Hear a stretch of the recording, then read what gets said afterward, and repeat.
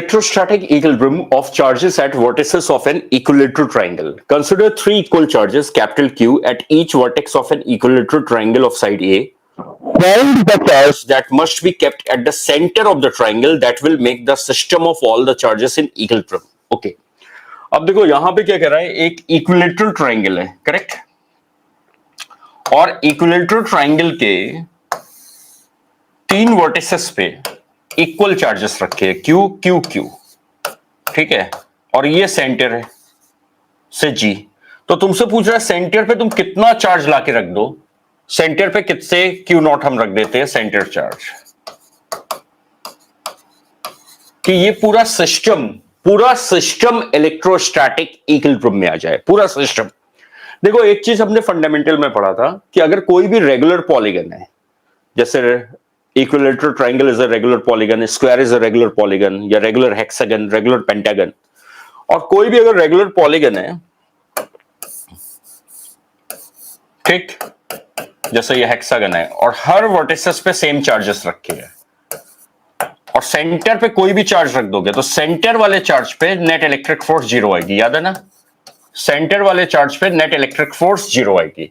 तो अगर प्रॉब्लम ये दिया रहता कि किसी भी रेगुलर पॉलीगन के वर्टिसेस पे इक्वल चार्जेस रखे हैं और सेंटर पे तुम कितना चार्ज लाके रख दो कि सेंटर वाला चार्ज इक्विलिब्रियम में हो, तो आंसर होता है any charge, any value of the charge. क्यों? क्योंकि सेंटर वाला चार्ज हमेशा इस कंडीशन में इक्विलिब्रियम में होगा अगर ये दो कंडीशन मीट होंगी कि पॉलीगन रेगुलर है और हर वर्टेक्स पे सेम चार्ज रखा है। बट यहां पे केवल सेंटर वाले चार्ज को इक्विलिब्रियम में नहीं होना है, पूरे सिस्टम को इक्विलिब्रियम पे होना है, यानी जो पॉलीगन के हर एक वर्टेक्स पे चार्ज है ना, उस पे भी नेट इलेक्ट्रोस्टैटिक फोर्स जीरो आनी चाहिए। ये मतलब इस प्रॉब्लम का, समझ गए? Net electrostatic force on each charge must be zero. ये इलेक्ट्रोस्टैटिक इक्विलिब्रियम किसका है? सिस्टम का। समझिए ना, ये इलेक्ट्रोस्टैटिक इक्विलिब्रियम किसका हमें मेंटेन कराना है? सिस्टम का, केवल सेंटर वाले चार्ज का नहीं। सेंटर वाला तो रहेगा, याद है ना, फंडामेंटल्स में पढ़ा था हमने कि अगर रेगुलर पॉलीगन है और रेगुलर पॉलीगन के वर्टिसेस पे सेम चार्जेस रखे हैं तो सेंटर वाला चार्ज तो हमेशा इक्विलिब्रियम में ही रहेगा, करेक्ट। तो हमें सेंटर का इक्विलिब्रियम चेक नहीं करना है। अब देखो ये तीन चार्ज बचे, अब तीन में से आप किसी भी एक को टारगेट ले लो। बाय सिमेट्री वी नो तीनों पे जो नेट इलेक्ट्रिक फोर्स लगेगी उसका मैग्नीट्यूड सेम होगा। और हमने फंडामेंटल्स में देखा था, हमने इक्विलेटरल ट्राइंगल में देखा था, पूरा डिराइव किया था ये चीज। और अगर आपको ये देखना है डेरिवेशन तो इसका जो लिंक है इस लेक्चर का डिस्क्रिप्शन में दिया हुआ है, तो आप उसे देख सकते हो, क्योंकि वो फंडामेंटल लेक्चर में जो हमने रिजल्ट यूज किया था वो आज के लेक्चर में हम यूज करेंगे। तो यहां हमने देखा था किसी भी एक चार्ज पे इन दोनों की वजह से जो नेट इलेक्ट्रिक फोर्स आप निकालते हो वो ऐसे आती है, मीडियन की लाइन पे ही आती है बाहर की तरफ, ये 30 डिग्री है, और ये कितनी आती है? ये आती है √3 Coulomb's constant Q square by A square. ठीक, ये हमने फंडामेंटल में देखा है, तो ये नॉलेज हम यहाँ इंपोर्ट करेंगे। और अगर किसी को ये पूरा डेरिवेशन देखना हो तो एज आई टोल्ड यू मेरे लेक्चर का, इस वाले लेक्चर का लिंक डिस्क्रिप्शन में दिया है, आप उसे देख सकते हो। ठीक है, तो यहां पे हम किसी भी एक को टारगेट ले लें। ठीक है, हम यहां पे किसी भी एक को टारगेट ले लेते हैं। तो मान लो मैं लेफ्ट वाला जो चार्ज है उसको टारगेट ले लेता हूं। ठीक है, ये अब अभी मुझे ये नहीं मालूम कि क्यू नॉट की साइन जो सेंटर पे लाके चार्ज रख रहे हो वो क्यू के रिलेटिव कैसी है, यानी सेम साइन है या ऑपोजिट साइन है, ये नहीं मालूम। तो पहले मैं क्यू पे फोर्स बना लूं because of the remaining to vertex charges. तो ये आपकी फोर्स आ रही है से F1, ये किसके वजह से? Because of remaining to vertex charges. और ये कितनी आएगी? ये वाला नॉलेज हम इंपोर्ट किए, √3 के Q square by A square, correct, ये आ गई। अब सवाल ये है कि तुम्हारी जो क्यू पे नेट फोर्स आनी है, क्योंकि ये इलेक्ट्रोस्टैटिक इक्विलिब्रियम में होना है, तो इस पे जो तुम्हारी नेट इलेक्ट्रिक फोर्स आनी है वो जीरो आनी है ना। और अब केवल ये एजेंट बच रहा है जो इस पे फोर्स लगा सकता है। इन दोनों की तो तुमने निकाल ही लिया ये वाला रिजल्ट लगा के, ठीक। तो अब केवल क्यू नॉट बच रहा है जो इस पे फोर्स लगा सकता है। तो ये जो दो वर्टिसेस वाले चार्ज है ये इस पे नेट फोर्स लगा रहे हैं मीडियन की लाइन पे बाहर की तरफ। तो इसका मतलब अगर इस पे नेट फोर्स 0 आनी है तो ये जो फोर्स इस पे लगाएगा वो सेंट्रॉइड की तरफ लगाना चाहिए ना। तो अगर ये आपका F2 है फोर्स बाई क्यू नॉट, तो ये सेंट्रॉइड की तरफ आना चाहिए, यानी मीडियन की लाइन पे ही आना चाहिए इनवर्ड, तभी ऐसा पॉसिबल होगा कि नेट फोर्स 0 होगी। क्योंकि अगर ये भी बाहर की तरफ लगा दिया तो ये तो कभी इलेक्ट्रोस्टैटिक इक्विलिब्रियम में होगा ही नहीं। तो यहां से हमें एक नॉलेज ये मिल गया कि क्यू नॉट क्या करेगा, क्यू को अपनी तरफ फोर्स लगाएगा, यानी q naught will attract Q. इसका मतलब हो गया Q naught will attract Q. अब यहां से आपको साइन का नॉलेज मिल जाएगा। इसका मतलब हो गया क्यू नॉट और क्यू की साइन ऑपोजिट होनी चाहिए, तभी ऐसा होगा। ये नॉलेज अभी आखिरी में काम आता है, याद है इक्विलिब्रियम की प्रॉब्लम में।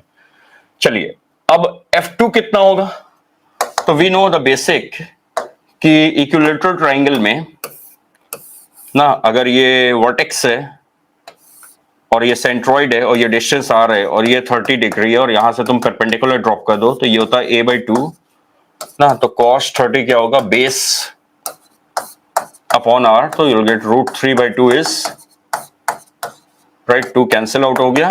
तो r क्या आ जाएगा बेटा, a/√3 ना, a/√3। ये तुम्हारा सेंटर टू वर्टेक्स डिस्टेंस आ गया, क्योंकि इसका काम हमें पड़ेगा ना, कूलम्ब लॉ लगाओगे। तो अब हम F2 निकाल लें।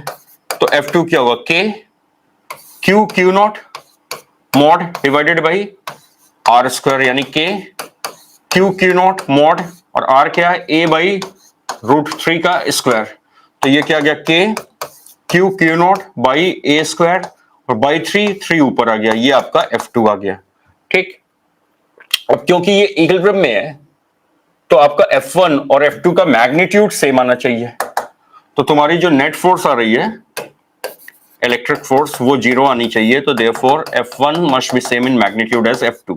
तो I'll get √3k q square by a square is what, 3k mod of q naught divided by a square. अब ये a स्क्वायर कैंसिल आउट हो गया, k कैंसिल आउट हो गया। ठीक, अब यहां से देखो ये स्किल्स हमने देखी हुई है ना, कि हम जब ये मॉडुलस ये जैसे कैंसिल करते हैं तो ये कुछ स्किल मैंने फंडामेंटल में आपको बहुत अच्छे से बताई है कि अगर कहीं पे ये लिखा है तो आप एक क्यू कैंसिल करोगे तो तुरंत इस पे फिर से मॉड लग जाएगा।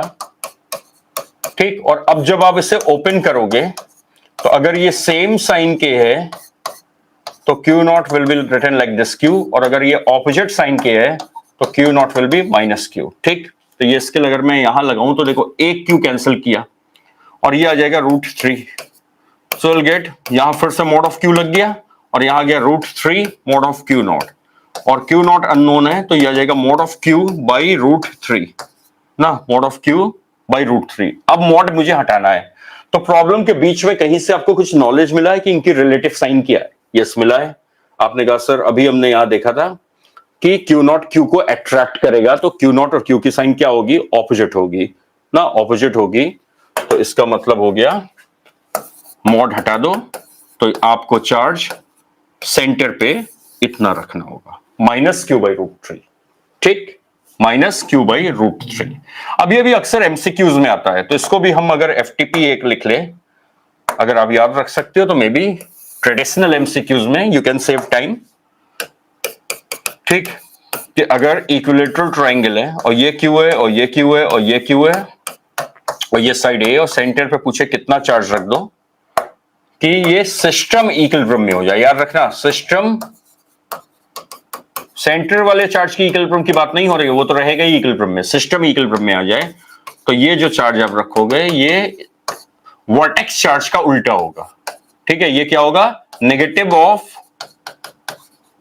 Vertex charge by √3। अच्छा, कभी कभी एमसीक्यू में ये कह देता है कि मान लो मैं ये कह दूं कि वर्टिसेस पे -q रखा है, अब सेंटर पे कितना चार्ज रख दो, तो अब तुम यही फंडा लगाओ, minus of vertex charge by √3। तो वर्टेक्स पे अब क्या रखा है, -q/√3, तो आंसर विल बी q/√3। समझ गए ना? तो जो भी वर्टेक्स का होगा उसका उल्टा होगा /√3। तो ये आप एफटीपी भी याद रख सकते हो कि सेंटर पे ट्रायंगल पे कितना चार्ज रखो, for the system to be in equilibrium. Okay.